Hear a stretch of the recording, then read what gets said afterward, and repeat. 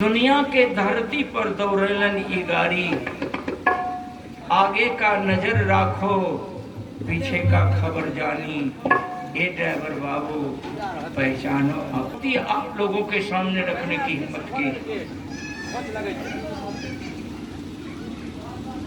रचना सुनाया। चौथा गियर चारों वेद पढ़ावे, पांचवा गियर पांचों तत्व को लखावे, छठा गियर पीछे खींच ले जाए गाड़ी। ए ड्राइवर बाबू पहचानो अपन गाड़ी। भाई लोग,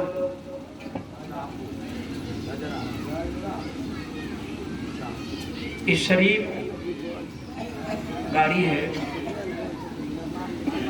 कबीर साहब तो इस शरीर के बारे में बहुत कुछ कहा, जितना कहा उतना मैं जानता नहीं हूँ, सुई के नोक बराबर नहीं जानता।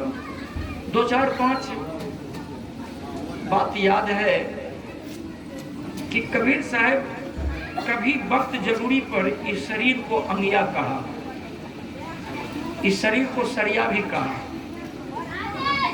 कबीर साहब इस शरीर को चुंदरी भी कहा, कबीर साहब इस शरीर को चादर भी कहा, कबीर साहब इस शरीर को मुक्ति का द्वार भी कहा। जैसी परिस्थिति बनी वैसा कहते चले गए। पंक्ति भी आप लोगों ने सुनी होगी।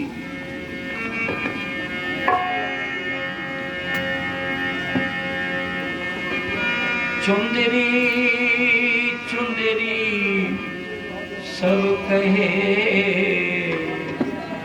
ये चुंदरी चीने नहीं कोई।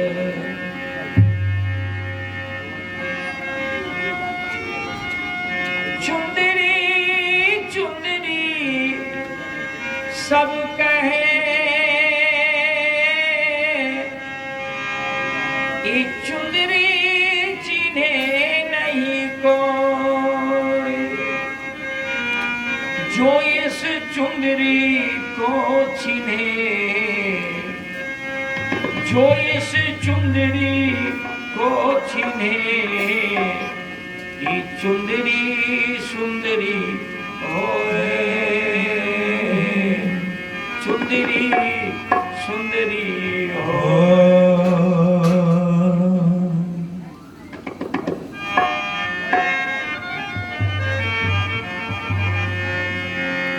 चुंदरी चुंदरी सब कहे, चुंदरी चिन्हे न कोई। जो इस चुंदरी को चिन्हे, ये चुंदरी सुंदरी हो। बड़ी अच्छी पंक्ति है, मुझे बड़ी अच्छी लगती है। आइए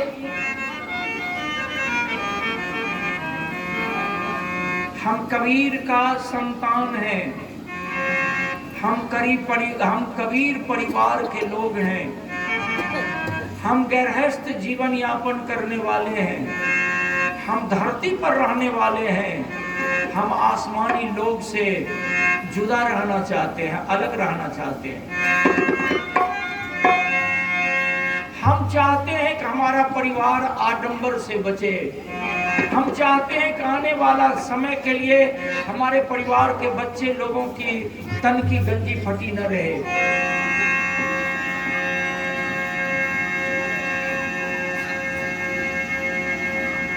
बंधुओं, भगवान सत्यनारायण के पूजा करने के समय दरवाजे पर से गोबर मंगवाता है और कहते हैं कि गाय का गोबर ले आइए। अगर गाय का गोबर दरवाजे पर नहीं है तो बेचारा ये किसान लोग बैल का भी गोबर कभी उठा लिया, लेकिन खोजता है गाय का गोबर और उस गाय का गोबर को ले जा करके पूजा स्थल में रखवाता है, यजमान रखता है। अवहेलना नहीं कर रहे हैं, जरा सोचिए, वो गाय का गोबर को यजमान से मंगवाकर सत्यनारायण भगवान की जहाँ कथा होगी वहाँ पूजा स्थल पे रखवाता है। और पंडित जी वो गाय के गोबर में अक्षत चंदन लगवाता है, फूल रखवाता है, 5 गो रुपया भी रखवाता है और उसको प्रतिष्ठा देता है, और प्रतिष्ठा देने के बाद वो गोबर में प्राण देता है अपनी मुंह की बात से।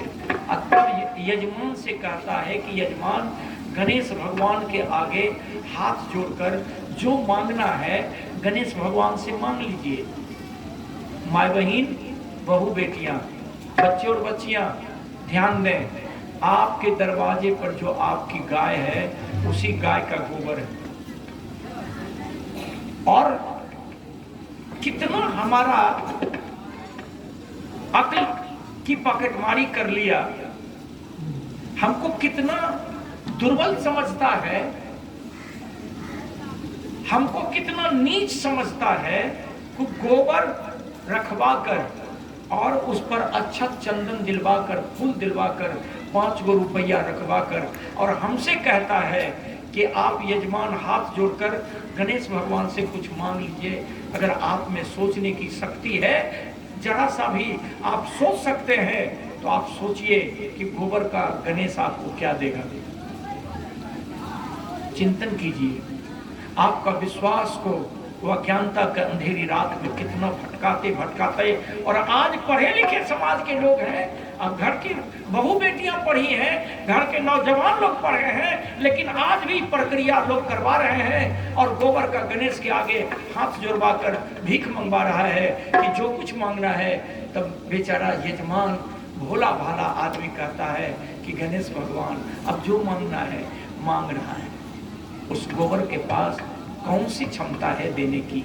अगर उस गोबर को खेत में फेंक दीजिए तो खेत की मिट्टी सोना हो जाएगी। गोबर का चिपड़ी ठोक करके चूल्हा में जला करके गोबर का राख गेहूं की ललकती फसल में आप दे दीजिए तो कैल्शियम देने की जरूरत नहीं है, कैल्शियम खाद देने की जरूरत नहीं पड़ेगी। उस गोबर का गणेश क्या देगा? मैं आप लोगों से निवेदन कर रहा हूँ, इसीलिए मैं आपके सामने आया।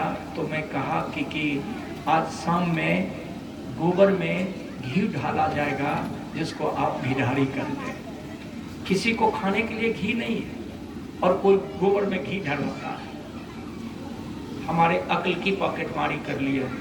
इसलिए मैं आप लोगों से निवेदन करता हूँ कि जो गोबर में घी ढाला जाता है वो अपने बच्चे को खिला दें, पति को खिला दें। उस घी को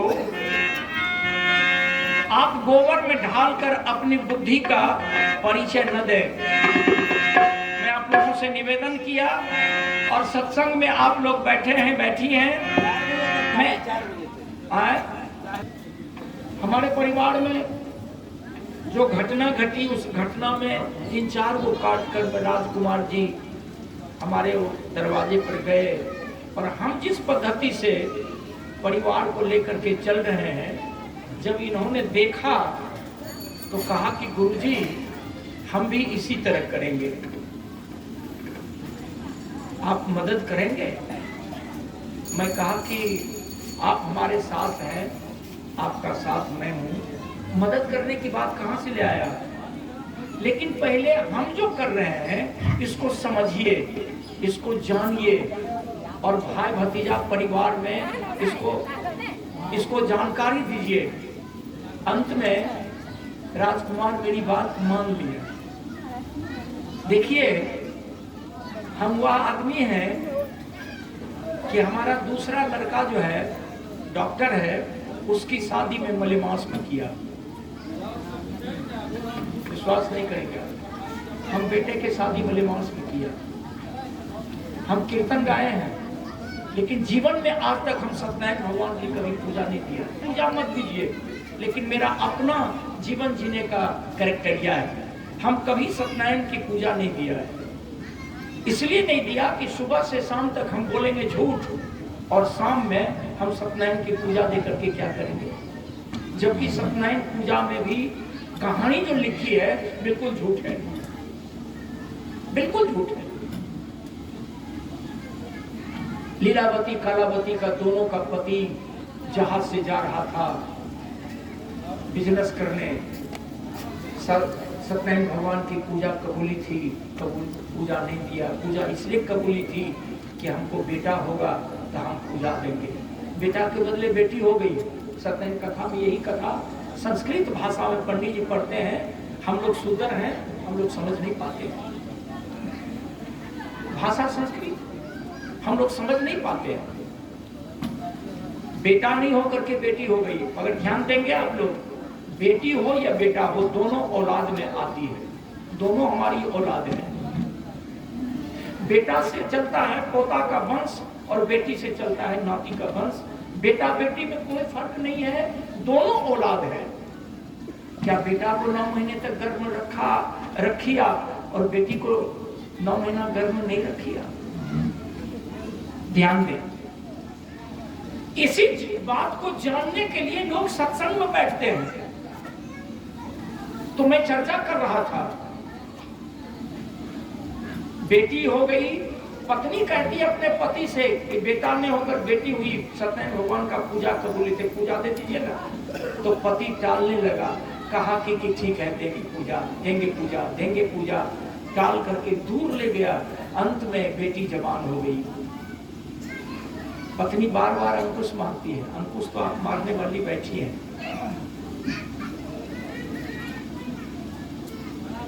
कही कि बेटी जवान हो गई, तब पति कहा कि बेटी की शादी करेंगे, उसी वक्त सत्यनारायण भगवान की पूजा दे देंगे। बेटी की शादी भी हो गई, पूजा नहीं दिया। अब भगवान सत्यनारायण के सर में दर्द उठ गया। भगवान सत्यनारायण के माथा में इतना जोर का दर्द उठा कि भगवान सत्यनारायण क्रोध में आ गए।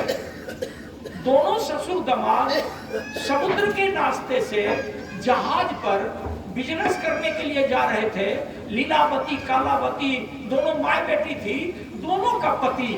अंत में भगवान सत्यनारायण अपनी कृपा से जहाज को डुबा दिया। जहाज डूब गया। लीलावती कालावती का दोनों का पति, दोनों ससुर दामाद डूब करके चला गया। जहाज ही डूब गया और लोग डूबा होगा। लेकिन तब माँ कहती है बेटी से कि बेटी, तोर बाप के चलते ये घटना घट गलो, हमर गोदी खाली रहे, हमें सत्यनारायण भगवान के पूजा कबूल लिए, बाप पूजा नहीं दिल को, एक ले जहाज डूब गए और बेटी ससुर दामाद दोनों डूब गए। चल पंडित जी को बुलाओ, सत्यनारायण भगवान के कथा कहवाओ। सत्यनारायण भगवान के कथा कहबल के पंडित जी के भोजन करबल के, मुंह मांगा दक्षिणा दिल के, जहाज उग गए, ससुर दामाद उग गए। एक अध्याय खत्म है। कहीं मानने का तुक है क्या? हम मनुष्य को नालायक नहीं समझा? क्या हमारी अक्ल की पॉकेटमारी नहीं हुई? इसलिए मैं आप लोगों से निवेदन कर रहा हूं, हमारे दरवाजे पर न सतेसा आता है न भदवा आता है। क्यों? इसलिए हमारे दिल दिमाग में शंका है ही नहीं। भदवा होता है क्या? सतेसा होता है क्या? ये गणित है, गणित है। इसको जोड़ने से समय जो विशेष बढ़ता है उसी को भदवा कहा, उसी को सतेसा कहा। लेकिन हम तो इतना अज्ञानता के अंधेरी रात में भटक रहे हैं, इतना भटक रहे हैं कि भटकते भटकते अभी आप एक बात पर नजर डालिए, वर्तमान स्थिति को देखिए। दुनिया त्रयमाम है, दुनिया लुट गई कोरोना की बीमारी से। और जितने भारत देश के अंदर 40 लाख मंदिर हैं, छोटी बड़ी मंदिर, सारी की सारी मंदिर को सरकार बंद कर दिया। सारा भगवान के मंदिर में ताला लग गया। लेकिन एक भी भगवान, एक भी कोई देवी दुर्गा, एक भी काली, एक भी गहीर, एक भी भगवती माँ, एक भी बजरंगबली, ये दुनिया को बचाने के लिए कोई सामने आया? कितने लोग मर गए। इसलिए यही मनोवादी व्यवस्था है, यही ब्राह्मणवादी व्यवस्था है।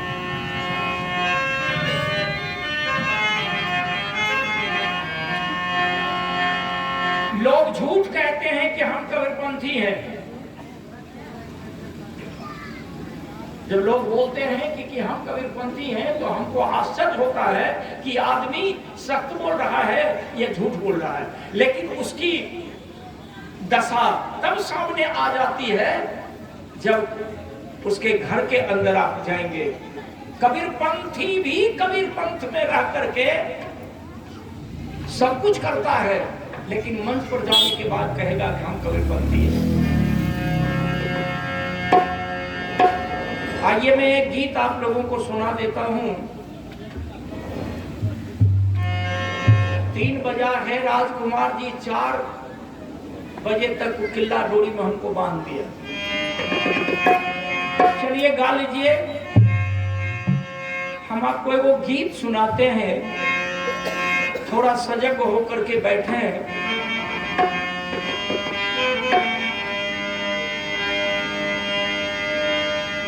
सत्संग सुधा रस पी कर प्यारे,